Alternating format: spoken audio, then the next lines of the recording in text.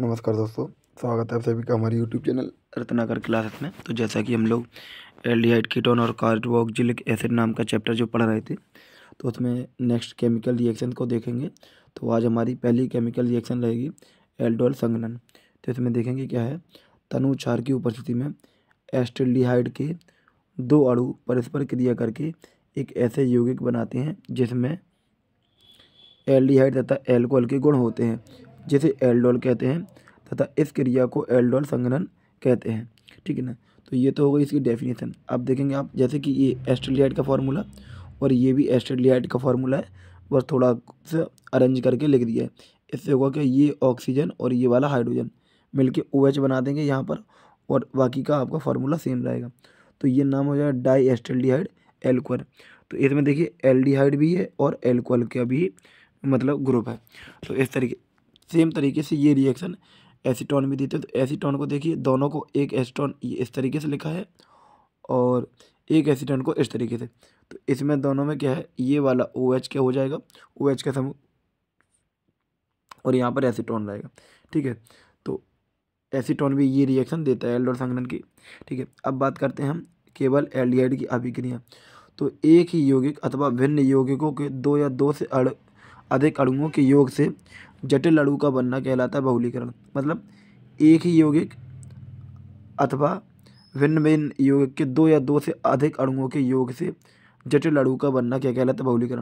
यानी कि बहुलीकरण प्रक्रिया है या तो एक ही प्रकार के कई यौगिक हों या एक से ज़्यादा प्रकार के कई सारे यौगिक मिलके एक जटिल यौगिक बनाएंगे, जटिल अणु बनाएंगे, उसको बोलेंगे बहुलीकरण प्रक्रिया। ठीक है। और प्राप्त यौगिक को कहते हैं बहुलक। ठीक है। आइए नेक्स्ट देखते हैं।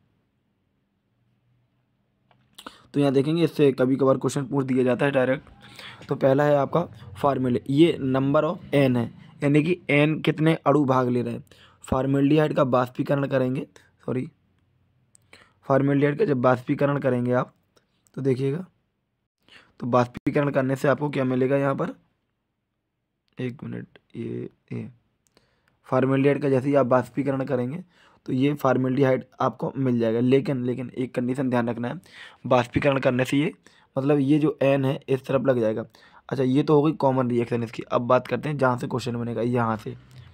तो यहाँ तो आपको दोनों तरफ फार्मेल्डिहाइड सेम लग रहा होगा, लेकिन अब इसकी एक्चुअल रिएक्शन देखेंगे जो रिएक्शन पूछी जाती है। फार्मेल्डिहाइड गैस को कमरे के ताप पर रखकर ठंडा करने पर सफ़ेद क्रिस्टलीय मेटाफार्मेल्डिहाइड बनता है। अब देखेंगे ऊपर वाली रिएक्शन की। देखिए ऊपर वाली रिएक्शन में जहाँ N था, यहाँ पर N कितना है, 3, और यहाँ पर ये N का गुणा मतलब 3 का बाहर हो जाएगा। तो फार्मेल्डिहाइड आपको यहाँ भी देखने को लग रहा है और यहाँ भी, लेकिन यहाँ पर फार्मेल्डिहाइड के 3 अणु थे अलग अलग, अब एक साथ क्रिया करके क्या बनाने के, मेटाफार्मेल्डिहाइड। ठीक है।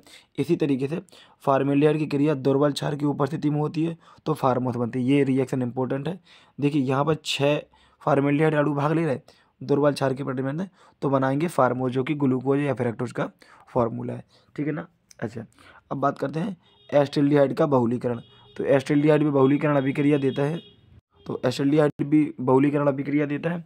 इसमें क्या है, H2SO4 की उपस्थिति में एस्टल्डिहाइड के 3 अणु 124 डिग्री सेंटीग्रेड पर परस्पर क्रिया करके मधुर करने वाला पैरा एस्टल्डिहाइड, जिसका उपयोग नींद लाने वाली दवाई में होता है। तो रिएक्शन देखिए क्या है, ये एस्टल्डिहाइड रिएक्शन इसकी काफ़ी ईजी है बहुलीकरण की। एस्टल्डिहाइड आप यहाँ भी लिखेंगे और यहाँ भी लिखेंगे। जो 3 अणु भाग ले रहे हैं, पहले आप 3 का गुणा आगे और बाद में 3 का गुणा इस तरीके से आपको करना है। बस ये बन जाएगा आपका क्या, पैरा एस्टल्डिहाइड। वहाँ मेटा बना था, यहाँ पैरा है, 3 की ही कंडीशन थी। ठीक है। 0 डिग्री सेंटीग्रेड पर एस्टल्डिहाइड के 4 अणु परस्पर क्रिया करके बनाते हैं मेटा एस्टल्डिहाइड। ठीक है। तो यहाँ पर कितने अणु भाग ले रहे हैं, 4, वहाँ पर 3 भाग रहे थे मेटा में, यहाँ 4 भाग लेंगे। ठीक है, नाम है ये। अब देखिएगा, ये 0 डिग्री सेंटीग्रेड H2SO4 की उपस्थिति में है। तो ध्यान रखना, बहुलीकरण में अगर पूछा जाए किसकी उपस्थिति है, तो 0 डिग्री सेंटीग्रेड पर उपस्थिति किसकी, H2SO4 की। अब बात करते हैं कुछ योगात्मक ये रिएक्शन योगात्मक अभिक्रिया एस्टल्डिहाइड की भी है। ठीक है। तो देख लेते हैं इसकी क्या रिएक्शन है। पहली रिएक्शन है आपकी अमोनिया से क्रिया NH3 से। तो देखिए अमोनिया को, देखिए अमोनिया का इस तरीके से लिखते हैं NH2 और एक H। तो इसका एक जो H है वो चला जाएगा ऑक्सीजन के पास, और जो NH2 बचेगा वो दूसरी, देखिए मतलब क्या है, एक H इसका चला जाएगा ऑक्सीजन के पास, बचेगा यहाँ पर NH2। तो जो O बचेगा वो O H बचेगा, O के साथ चला जाएगा और NH2 बचेगा, इस तरीके। तो इसका नाम रहेगा आपका, अगर एस्टल्डिहाइड है तो एस्टल्डिहाइड अमोनिया इसका नाम हो जाएगा, ठीक है। अच्छा, ये एस्टल्डिहाइड की रिएक्शन है, ये रिएक्शन ज़्यादा इंपॉर्टेंट है, जो अब बताने जा रहा है आपको, बहुत ज़्यादा इंपॉर्टेंट है, मोस्ट इंपॉर्टेंट। देखिए कौन सी है। फॉर्मेल्डिहाइड अमोनिया के साथ एक जटिल यौगिक बनाती है, जटिल ठोस यौगिक बने, जैसे यूरोट्रोपिन कहते हैं। बहुत ज़्यादा इंपॉर्टेंट है, क्वेश्चन आता है कि यूरोट्रोपिन का उपयोग क्या और बनाते कैसे हैं। तो फॉर्मेल्डिहाइड और अमोनिया की क्रिया से बनता है आपको यूरोट्रोपिन। उपयोग क्या है, इसका उपयोग गठिया एवं मूत्र संकरण में किया जाता है, ठीक है ना। बनेगी कैसे, ये फॉर्मेल्डिहाइड, ये अमोनिया, तो आपका ये बनेगा, इसका नाम है हेक्सामेथिलीन टेट्रामीन, ठीक है। तो इस तरीके से आपका बन जाएगा, ये यूरोट्रोपिन का फॉर्मूला है CH2 का होल 6N4 और H2, ठीक है। नेक्स्ट है कैनिजारो अभिक्रिया, ये भी काफ़ी ज़्यादा इंपॉर्टेंट है, तो देखते हैं आगे। इस अभिक्रिया में दो अणु भाग लेते हैं, एक का ऑक्सीकरण होता है और दूसरे का अपचयन। अच्छा, कभी कभी इसमें से पूछ दिया जाता है कैनिजारो किस प्रकार की अभिक्रिया है, तो इसमें रेडॉक्स अभिक्रिया लगाना। रेडॉक्स यानी कि जिसमें ऑक्सीकरण और अपचयन होती है उसको बोलते हैं रेडॉक्स अभिक्रिया, ठीक है। तो ये ध्यान रखना आप, क्योंकि एक दो अणु भाग लेंगे, एक का ऑक्सीकरण हो जाएगा और एक का अपचयन, ठीक है। अच्छा, ये यहाँ पर देखिए NaOH इसमें भाग लेगा, तभी यहाँ पर बनेगा H3 और CH3 यानी कि जो NaOH है आप यहाँ लिख लेना प्लस में। नेक्स्ट, जब दो भिन्न एल्डिहाइड भाग लेते हैं तो ऐसी अभिक्रिया को क्रॉस कैनिजारो अभिक्रिया कहते हैं। दो, एक बेंजिल्डिहाइड और एक क्या फॉर्मेल्डिहाइड, तो यहाँ पर एक बन जाएगा बेंजिल एल्कोहल और एक बन जाएगा सोडियम फॉर्मेट, ठीक है। जब दो भिन्न, अच्छा, क्रॉस कैनिजारो अभिक्रिया में आती है कि क्रॉस कैनिजारो अभिक्रिया कैसे कहते हैं, जब दो एल्डिहाइड अलग अलग प्रकार की क्रिया भाग लेंगे तो उसको बोलेंगे क्रॉस कैनिजारो अभिक्रिया, ठीक है। तो ये रिएक्शन बहुत ज़्यादा इंपॉर्टेंट है, अभी आपको यूरोट्रोपिन की बताई थी, और कैनिजारो अभिक्रिया, एल्डोल संघनन और टेसेनको अभिक्रिया, ये कई बार बोर्ड में आ चुकी है, नाम वाली अभिक्रिया हैं।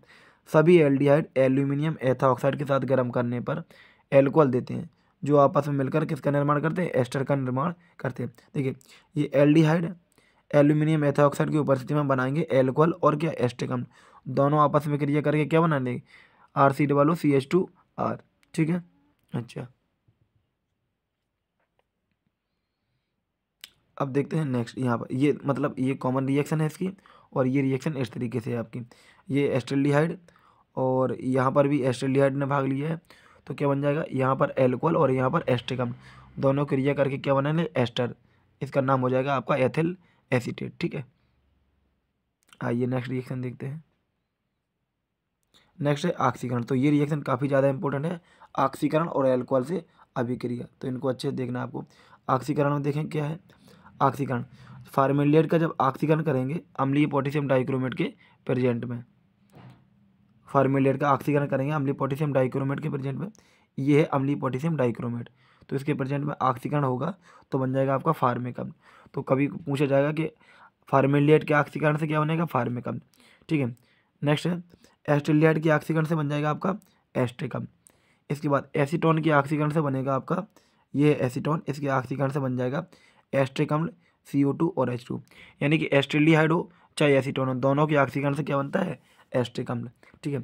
नेक्स्ट, ये बहुत ज़्यादा इंपॉर्टेंट रिएक्शन है, टोलेन अभिकर्मक। एल्डिहाइड टोलेन अभिकर्मक को रजत दर्पण में अपचयित कर देता है, तो ये है आपका एल्डिहाइड और ये है टोलेन अभिकर्मक, तो इसको रजत दर्पण में ऑक्सीकृत तो करेगा, अपचयित तो करेगा, लेकिन साथ में क्या बनाएगा, एस्ट्रिक अम्ल, ठीक है। एल्डिहाइड एस्ट्रिक अम्ल में कन्वर्ट हो जाएगा और उसका ऑक्सीकरण हो जाएगा ऑक्सीजन से क्रिया करके, तो क्या बनाएगा, एस्ट्रिक अम्ल। नेक्स्ट है फेलिंग विलयन, ये भी काफ़ी ज़्यादा इंपॉर्टेंट रिएक्शन है, टोलेन अभिकर्मक और फेलिंग विलयन, ठीक है। फेलिंग विलयन को क्यूपरस ऑक्साइड लाल रंग में अपचयित कर देता है, क्योंकि इसके पास भी ऑक्सीजन रहता है, ठीक है। तो यहाँ भी सेम रिएक्शन, कार्बोक्सिलिक अम्ल यहाँ भी और यहाँ पर क्या बन जाएगा, Cu2 बन जाएगा आपका, ठीक है। अच्छा, नेक्स्ट देखते हैं एल्कोहल से अभिक्रिया, ये तो एल्कोहल से अभिक्रिया देख लेते हैं जल्दी से। एल्कोहल से अभिक्रिया क्या है, एल्डिहाइड एल्कोहल से अभिक्रिया करेगा तो क्या बनाएगा आपका हेमी एसिटल। देखिए, अगर इसका CH3CH और इसके पास क्या बचा, OH, ये वाला जो बचे OH, तो एक तरफ कर दिया OH और एक तरफ हो जाएगा C2O2H5, यानी कि इतना पार्ट जो बचेगा इसका नाम रहेगा हेमी एसिटल। अगर इसकी रिएक्शन हम दोबारा एल्कोहल से करा दें, ये हेमी एसिटल है, इसकी रिएक्शन दोबारा एल्कोहल से करा दें तो आपका बन जाएगा एसिटल, ठीक है ना, ये बन जाएगा एसिटल, ठीक है। चलिए नेक्स्ट देखते हैं। अच्छा, एक दो रिएक्शन और देख लेते हैं। अब रिएक्शन एनिलीन से, तो एनिलीन से रिएक्शन जब करेगा एल्डिहाइड तो सिर्फ बेस बनता है जिसका नाम है एनिल। तो देखिए इसमें होगा क्या, ये ऑक्सीजन और ये H2 निकल जाएगा H2O के रूप में। अब क्या, अगर इस ऑक्सीजन को यहाँ पर डबल बॉन्ड O के साथ लगाएं तो डबल बॉन्ड आ जाएगा, तो आप बाकी दोनों को कॉमन करके लिखेंगे तो आपका इस तरीके से हो जाएगा। ठीक है, अगर आप एक साथ भी लिख देंगे ठीक है चल जाएगा, कोई दिक्कत नहीं है। अच्छा, नेक्स्ट है कीटोन की अभिक्रिया। तो केवल कीटोन की अभिक्रिया को हम नेक्स्ट लेक्चर में कवर करेंगे। ये एल्डिहाइड की अभिक्रिया थी हमारी, अब हम अगले लेक्चर में कवर करेंगे किसकी, कीटोन की अभिक्रिया को। ओके, तो मिलते हैं नेक्स्ट वीडियो में, तब तक वीडियो देखते रहिए। वीडियो देखने के लिए धन्यवाद।